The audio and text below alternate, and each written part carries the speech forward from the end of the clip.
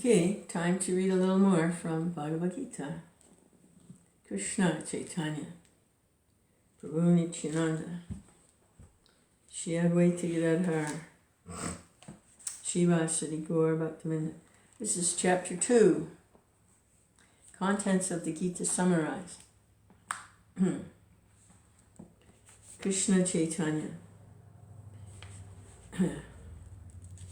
So Sanjaya is speaking to Dhritarashtra here, and he says, text 1, Sanjaya uvāca, tam tathā kṛpayāviṣṭam aśru-pūrṇākulekṣaṇam viṣīdantam idaṁ vākyam uvāca madhusūdana. Sanjaya said, seeing Arjuna full of compassion and very sorrowful, his eyes brimming with tears, Madhusūdana, Krishna, spoke the following words. Arjuna he can't fight this battle. And Krishna's been hearing his reasons why he won't fight, and now he's worked himself up into a state where he's crying and put his weapons down. So now Krishna speaks. Prabhupada's commentary: material compassion, lamentation, and tears are all signs of ignorance of the real self. Compassion for the eternal soul is self-realization. The word Madhusūdana is significant in this verse. Lord Krishna killed the demon Madhu, and now Arjuna wanted Krishna to kill the demon of misunderstanding that had overtaken him in the discharge of his duty. No one knows where compassion should be applied. Now that's interesting how Arjuna addresses Krishna in different ways according to the situation. He was addressing Krishna as Rishikesh, master of the senses, controller of the senses, and he was addressing him as in different ways. Here he's addressing him as Madhusūdana, the killer of a demon of doubt, Madhu. So he's addressing him because he wants him to kill the demon of misunderstanding that's overtaken him in the discharge of his duty as a soldier. No one knows, Prabhupada continues, no one knows where compassion should be applied. Compassion for the dress of a drowning man is senseless.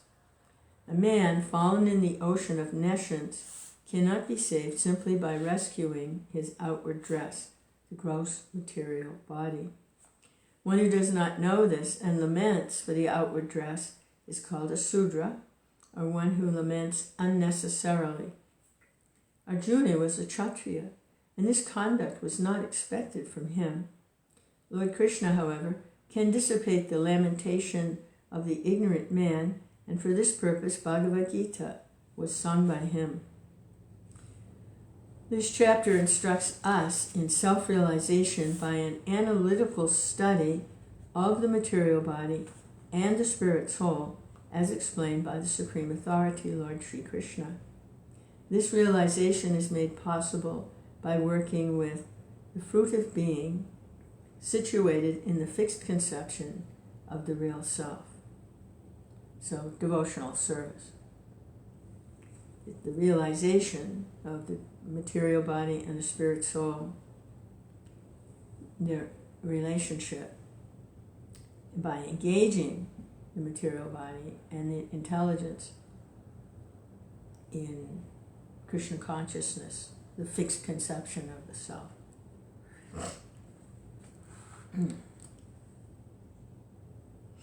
Shri Bhagavan uvāca, kutas tvam kasmalam idam vishame samupastitam anarya-jistam asvargyam akirtikaram Arjuna. The Supreme Person, Bhagavan, said, my dear Arjuna, how have these impurities come upon you? They're not at all befitting a man who knows the progressive values of life. They do not lead to higher planets, but to infamy. Prabhupada's commentary, it's rather long. Krishna and the Supreme Personality of Godhead are identical. Therefore, Lord Krishna is referred to as Bhagavan throughout the Gita. Bhagavan is the ultimate in the absolute truth.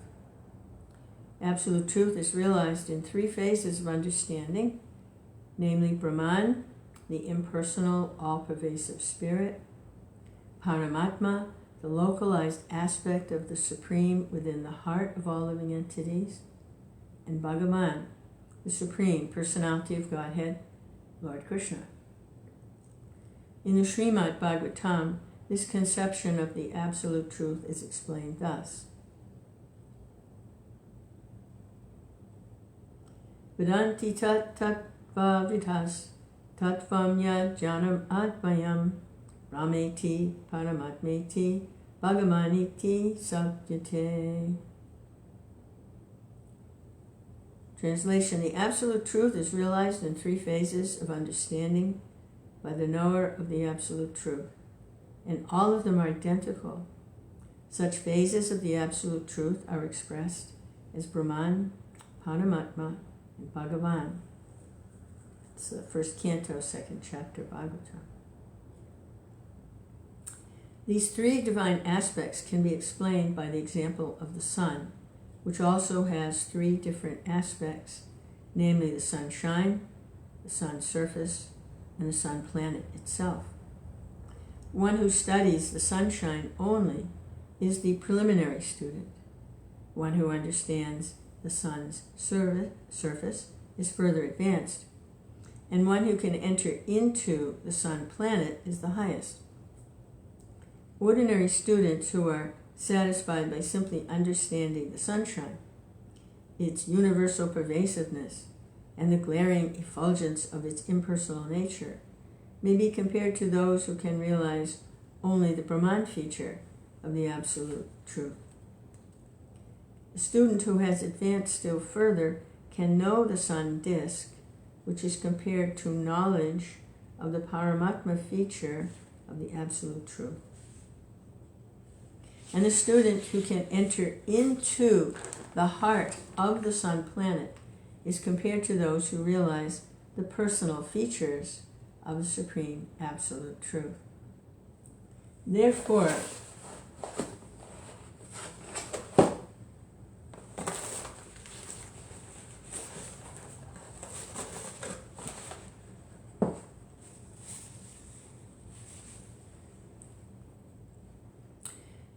the bhaktas, or the transcendentalists, who have realized the Bhagavan feature of the Absolute Truth, are the topmost transcendentalists. Although all students who are engaged in the study of the Absolute Truth are engaged in the same subject matter.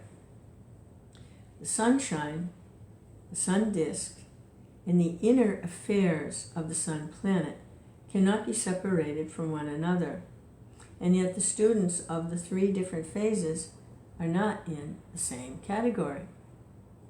The Sanskrit word Bhagavan is explained by the great authority Parasara Muni, the father of Vyasadeva. The Supreme Personality who possesses all riches, all strength, all fame, all beauty, all knowledge, and all renunciation is called Bhagavan. There are many persons who are very rich, very powerful, very beautiful, very famous, very learned, and very much detached, but no one can claim that he possesses all riches, all strength, etc. entirely. Only Krishna can claim this because he is the Supreme Personality of Godhead.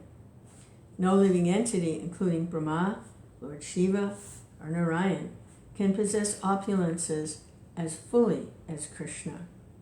Therefore, it is concluded in Brahma Samhita by Lord Brahma himself that Lord Krishna is the Supreme Personality of Godhead. No one is equal to or above him. He's the primeval Lord, or Bhagavan, known as Govinda. And he is the supreme cause of all causes. Ishvara-parama Krishna Satchidananda Vigraha Anadiradir Govinda Sarvakarana-karanam. Translation. There are many personalities possessing the qualities of Bhagavan, but Krishna is the supreme because none can excel him. He is the supreme person. His body is eternal, full of knowledge and bliss. He's the primeval Lord Govinda and the cause of all causes. Brahma-samhita 5:1. In the Bhagavatam also, there is a list of many incarnations of the Supreme Personality of Godhead. But Krishna is described as the original personality of Godhead, from whom many, many incarnations and personalities of Godhead expand.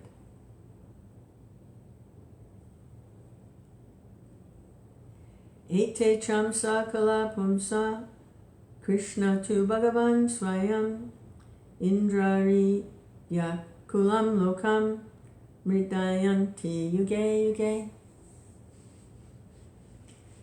Translation. All the lists of the incarnations of Godhead submitted herewith are either plenary expansions or parts of the plenary expansions of the Supreme Godhead. But Krishna is the Supreme Personality of Godhead himself. That's Bhagavatam, 1st Canto, Chapter 3. Therefore, Krishna is the original Supreme Personality of Godhead, the absolute truth, the source of both the Supersoul and the impersonal Brahman.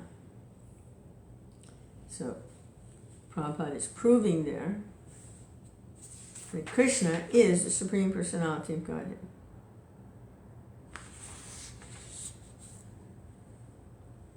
In the presence of the Supreme Personality of Godhead, Arjuna's lamentation for his kinsman is certainly unbecoming.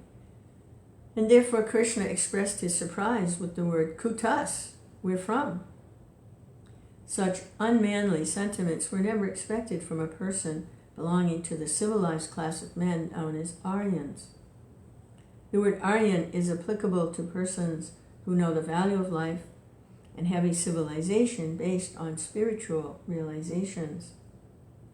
Persons who are led by the material conception of life do not know that the aim of life is realization of the absolute truth, Vishnu, or Bhagavan.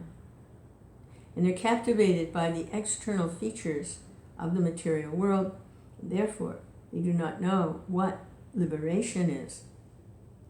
Persons who have no knowledge of liberation from material bondage are called non-Aryans. Although Arjuna was a Kshatriya, he was deviating from his prescribed duties by declining to fight. This act of cowardice is described as befitting the non-Aryans. Such deviation from duty does not help one in the progress of spiritual life, nor does it even give one the opportunity to become famous in the world. Lord Krishna did not approve of the so-called compassion of Arjuna for his kinsman.